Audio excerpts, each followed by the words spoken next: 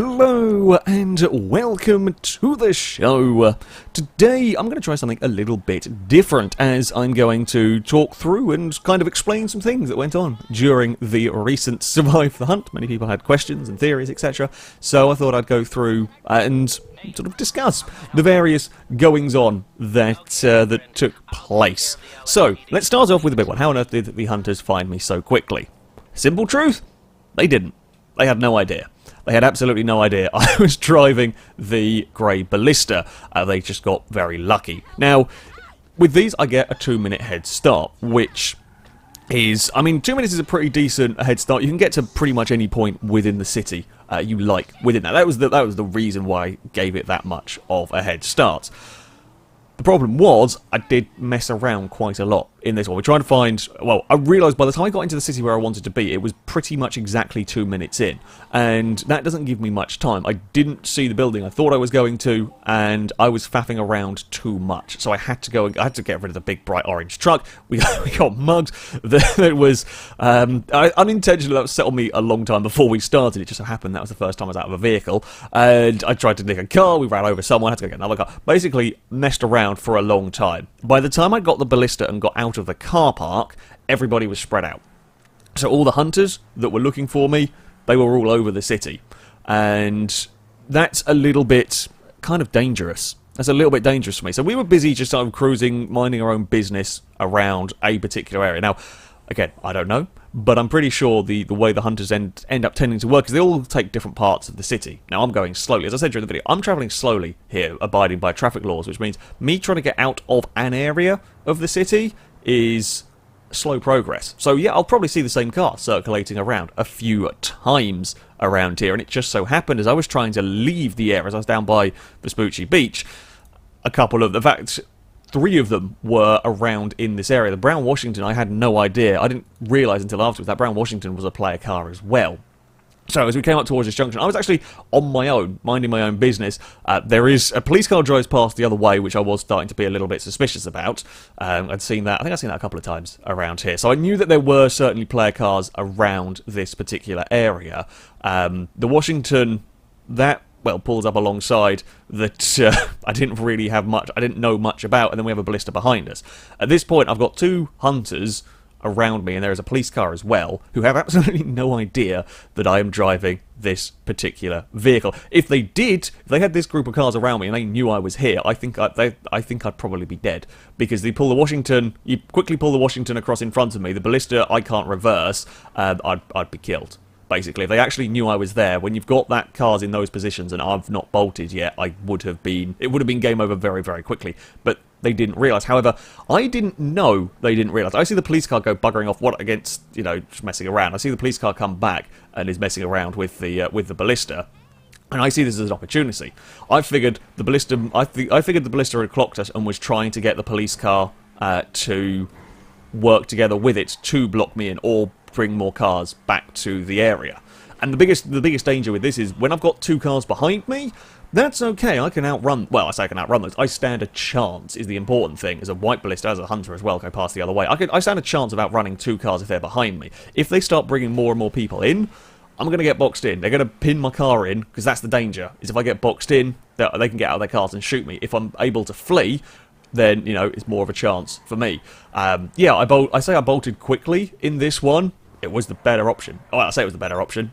In the information I had, in that there were 2 player cars around that could have been trying to draw people towards me, it was the safer option, shall we say. If I hadn't bolted, I probably would have been fine. However, that's a big risk. It's a big risk to take. It basically risks you going out in the first 5 minutes if, for whatever reason, you know, if they've spotted me because I've done something dopey, you know, taken a wrong, or been in the wrong lane somewhere, or done something silly, and they have happened to cotton on, or just spotted my character through the windows, yeah, it is a risk. So my option was to run. Now, of course, the further you run, the more chance you have of running into another hunter. You saw I drove past the white ballista. This is why I ended up in the storm drain. I could cover good distance in the storm drain, and there's not going to be another hunter looking. You know, you're not going to happen to just drive past another hunter, because there's no reason for them to be in the storm drain unless they happen to know I went in there. which in this case, they didn't. They had no clue. They knew I'd headed off towards the arena. They knew I headed off towards the arena, towards the airport. They didn't know which way I'd got, to kind of seen the direction my car went in. Of course, I could have gone a different direction, and there were probably cars searching in that direction. So it happened, yeah, I went over here. The difficulty with a storm drain is if there's a helicopter around, you're in a lot of trouble, because you're very obvious, and I've got to get out of the storm drain, which is, yeah, not the most convenient of spots, especially because they're now searching the area. On foot is dangerous. On foot is dangerous, you're quite exposed. Hell, it's easy actually to be on foot and accidentally run over. Even if they don't clock who you are, a hunter is not going to pay any attention to random pedestrians around the place. So, yeah, it is a little bit sketchy being around on foot, especially when, you know, there are cars now heading to this area to have a look. There are cars heading directly over here to try and find me because they know I was roughly going over here. Again, we happen to have the ballista is around the place, the Washington is around the place, the police car is around the place because, well, they were the cars that were with me when I bolted. They're the cars that are heading over this way to try and find where I might have ended up. I would have actually been fine. They had no idea what I looked like. I would have been fine had I been on foot walking through here.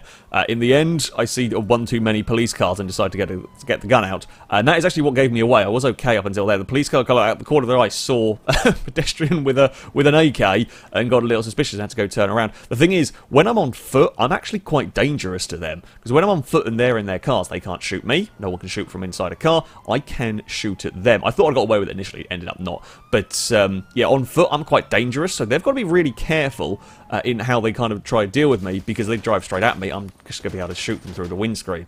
Also, what helped me here is Liam did not give particularly great directions as to where we were.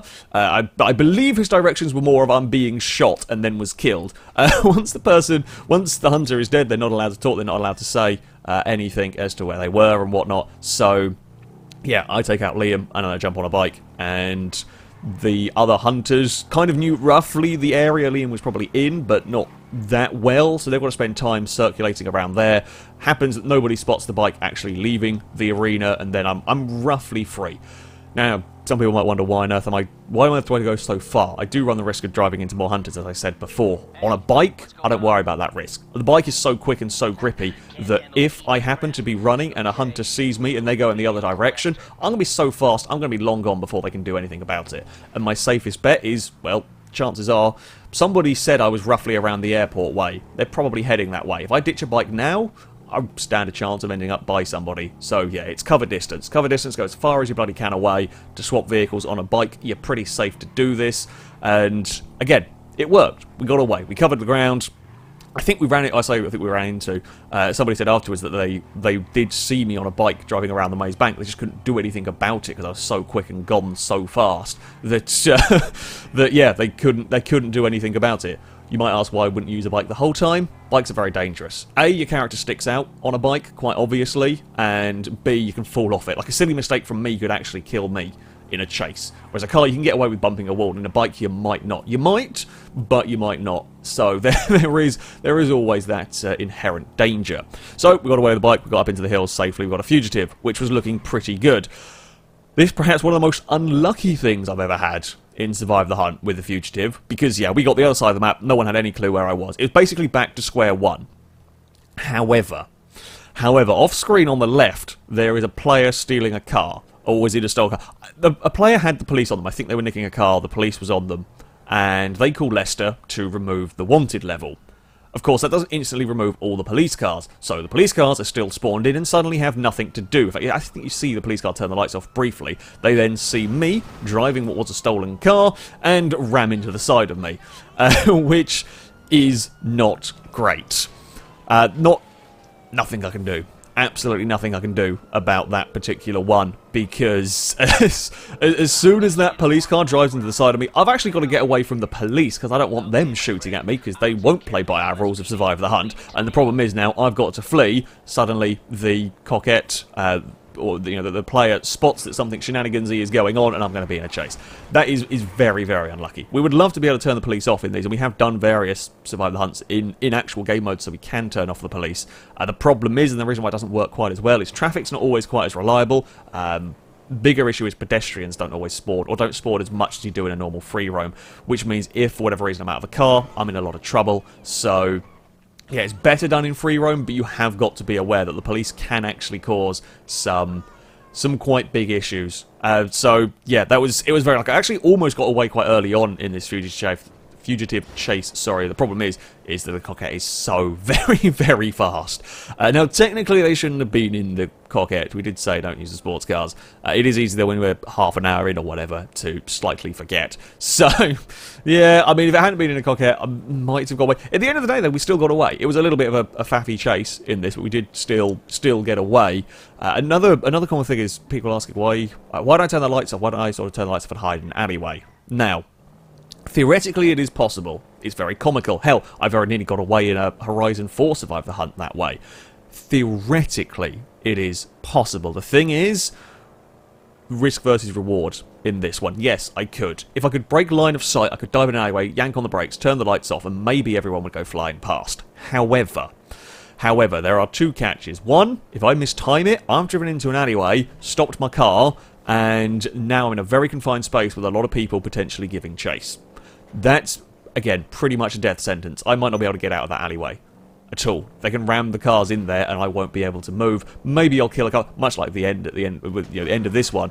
I might be able to kill a couple of them. Chances are I'll be shot anyway. Presuming they don't see me go into the alleyway, I've then actually got to get out again. I can't really get out in the car because the car will appear, they're going to know that they lost me around that area. If I try and get out in the car, and there may well be still some of them circulating around. I can't, see around the corners, necessarily, to know if they're there. So, I either stick the nose out in the car, risk someone spotting me. Again, I'm in a confined space, or hell, the chase has not gone my way. Or I go out on foot, which could work. However, if they happen to have spotted my character through the windscreen of the car, through the windows of the car, if they got close enough to see that, they might recognise what I look like, then I'm in a lot of trouble as well. Speed in a lot of these chases is advantageous. It's risky, but covering ground is quite a lot more important, I feel. It's safer to do that. Yeah, okay, I might go around a few corners and they'll still be behind me, but I'm not going to get boxed in unless I make a silly mistake. It's all down to my driving, and hopefully avoiding any AI shenanigans. The other question, why don't I turn the lights off on the car? I've got bigger things to worry about. Most of these chases, it doesn't even cross my mind, because I've got to try and keep the car out at full speed, out of the walls, out of getting stuck. The other thing is, truth be told, if I'm far enough away from them that me having the lights off would get me away, I'm far enough away from them that me having the lights on doesn't matter, basically. If they're close enough, they're going to see regardless. If they're close enough, they're going to see whatever I have on the lights. It's not exactly like we're in a pitch black area. There are a lot of traffic lights, there are a lot of street lights around here. They're going to illuminate the cars. We're doing this inside a city. Sure, I might be in a black sedan, but you're still doing it inside a city. There's still a lot of lights around the place. So it's not really going to help that much if they're close. If they're far enough away, if I'm starting to break the line of sight, actually having your lights off might make it a little bit more obvious. There's a lot of AI cars around with two brake lights on, and if there is a blob moving with no lights on, that's suspicious. I actually got away from the chase with the fugitive because there was an AI with a tail light out. I guess either I hit it, someone hit it. There was an AI with a tail light out that everybody followed because it wasn't the normal. At a bit longer range, maybe erratic brake lights sometimes give you, or erratic rear lights sometimes give you away, but at longer range, you can easily mistake, certainly if you're on the faster bits, on the motorways, for example. I can be going quickly without it looking too erratic and it looks okay. Basically, it's not actually worth all that much. You are much better off focusing on driving, focusing on getting distance, focusing on changing direction and so on, and getting away. I got lucky on that one. And hell, we have had a few times where hunters will end up chasing each other around. Communication is very difficult. You've got a lot of people trying to work together. And yeah, we've had hunters chasing each other around the place. So yeah, confusion is your friend, is my friend, pretty much, in this. Try and confuse the hunters, and yeah, turn off the lights doesn't actually do as much as you would want. As far as the ending chase goes, as far as the apostrophe goes in all of this, I don't quite know how they came to the conclusion that I was over once again by the air. It so happened I got to the airport a lot in this. Not intentional, just somehow where the chases ended up. Yeah, basically I guess they maybe figured that I was heading in that direction when they lost sight of me. They did know I'd got onto the motorway, but they didn't quite know where I got off the motorway with the chase with the fugitive. I guess somewhere along the line they figured out that I was out in this direction. So again, were heading over here to try and find me. Now, the apostrophe isn't the particularly greatest car for me to have. As I said, I wanted to try and find a new vehicle. Some people say, why don't you just go and grab the first vehicle that you see, you know, even if it's in the middle of the road? Sure, I could do that. Well, first of all, there wasn't actually many great cars around. there wasn't a great sporting pool of vehicles. It was really a Fugitive or a Blister were my only other options. But the reason why I'm not going to go and do that is I can look and I can think the coast is clear. However, stealing a car in the middle of the street leaves you horrendously exposed. Stealing a car in the middle of the street leaves you massively, massively exposed. And if I'm wrong, if there is somebody, like that brown Washington, for example, I didn't know was around early on. If I'm wrong, and there is a player there, the animation time for me to hijack a car would give them time to get out and shoot me. So that's why I will tend to only swap cars in a secluded area. Because if somebody, God forbid, happens to see me, if I'm desperate, sure, if there's no other options, sure, we'll do it. But if not, then I'd rather wait, because it's just that, is it an unnecessary risk? Might it have saved me at the end of that? I don't know. If I'd had a bit faster car, maybe I could have got away, maybe I could have given them more grief, but I could have also got out of my car to steal something and been instantly, well, I say instantly shot, but being got rid of. That's why I will very, very rarely go and swap vehicles. As far as the apostrophe goes, they figured out I had a green car, so I bolt away when I've got a few too many suspicious looking cars around me. Again, figuring that it's a safer option. While they're not right on my bumper, I've got that little bit of ground, I can break the line of sight, and we do actually manage to confuse them, and I actually managed to blend back in the same car, which is quite rare, because I was far enough away. They just knew it was a greenish vehicle. They didn't really know what one it was, which is why we managed to blend back into traffic. They all actually managed to crash into one another as well, which is quite helpful. They generally just kind of make a mess of the junction. The problem is they knew which area, again, it's the case of they knew which area I headed to, and I was now actually a little bit stuck. My plan of blending back in works great in as far as I wasn't being chased anymore, but I'm actually stuck in a really awkward place now, because the previous ones I run far enough away that I can get out the car, swap, and I'm fine, but here I can't now. I've not got far enough away. I'm in the place where everybody is, which is not particularly safe. They roughly knew what car they were looking for. I think perhaps my driving straight on into the tunnel wasn't the best idea. I don't think I mean, looking at the road markings, I don't think they're supposed to. I'm not actually sure. The second time, I'm not actually sure. I don't think they're allowed to go straight on there. I don't know. Either way, they did roughly know what vehicle I was in, and there were quite a lot of them around me. In the end, going for the run. Again, I got some distance, and I figured it was the safest tactic to do, was get some distance, and when there was an option. I didn't quite intend to bolt at the time I did. I drove into the back of a Regina looking behind me and figured that if they didn't already know who I was and where I was, that was going to put me in a lot of trouble anyway. So I figured, while there's no cars around me to box me in, I'd go, which... I mean, the chase was going okay for me. I did need to get away a couple of times. In the end, there were more actually chasing me than I realised. There were a lot more cars on me than I thought. I thought it was only sort of 2 or 3 cars behind me that were giving chase. I didn't realise there were quite so many cars all around in different places. I was trying to use the car parks. I was trying to weave around the car parks to confuse it and get the other vehicles stuck, because I knew I had to use that sort of thing to get away, because my car wasn't the fastest. I couldn't really use sort of straight line speed, and there was a good number of them, so I had to use that sort of technique. I just did too many. I had too many of them on me in too narrow a place. And that's the risk you have of going into the alleyways as well. Is basically that ending thing almost worked. I gave them a good run for their money, but yeah, didn't quite get away. It was good fun, though. It was good fun. I hope you enjoyed the video. I hope you kind of like this sort of look back at what went on, explanation of why I did various things and what happened. If we do more Survival the Hunts in future, if people like this, then maybe we'll come back and talk about this sort of stuff next time as well. At some point I'll make it. I don't know when. At some point I will actually survive one of these damn things. But we got really close. We got really, really close in this. But just not quite in the end.